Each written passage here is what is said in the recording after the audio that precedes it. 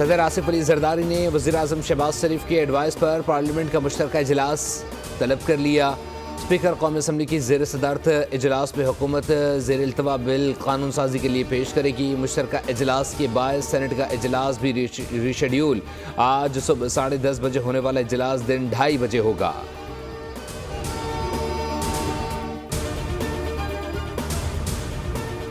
Additional registrar judicial نذر عباس نے توہین عدالت کا شوکاز نوٹس چیلنج کر دیا۔ توہین عدالت کی کارروائی پر حکم امتناع کی درخواست بھی کر دی۔ سپریم کورٹ کا انٹرا کورٹ اپیل پر 6 رکنی بینچ تشکیل۔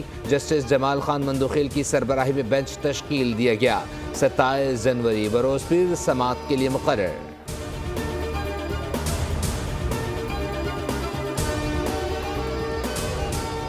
بانی پی ٹی آئی کا حکومت سے مذاکرات ختم کرنے کا اعلان۔ بیرسٹر گوہر نے ملاقات کے بعد بانی کا پیغام سنایا۔ کہا حکومت کو دیے 7 دن ختم ہو چکے، اب ہم سڑکوں پر نکل کر جدوجہد کریں گے۔ کمیشن بنانے کی شرط رکھی تھی، حکومت نے اب تک اعلان نہیں کیا۔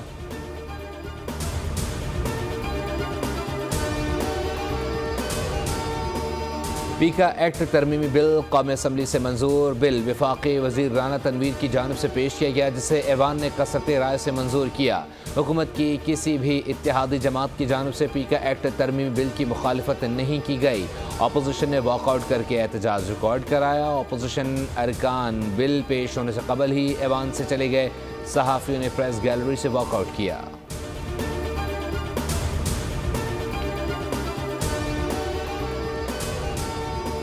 امریکی جج نے پیدائشی حق شہریت کو منسوخ کرنے سے متعلق صدر ٹرمپ کا حکم نامہ عارضی معطل کر دیا۔ ٹرمپ کے ایگزیکٹو آرڈر کے خلاف درخواست کی واشنگٹن کی عدالت میں سماعت ہوئی۔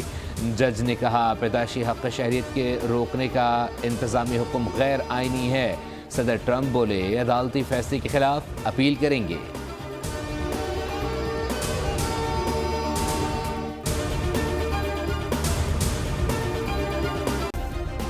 سبسکرائب کریں اور بیل دبائیں تاکہ کوئی خبر رہ نہ جائے۔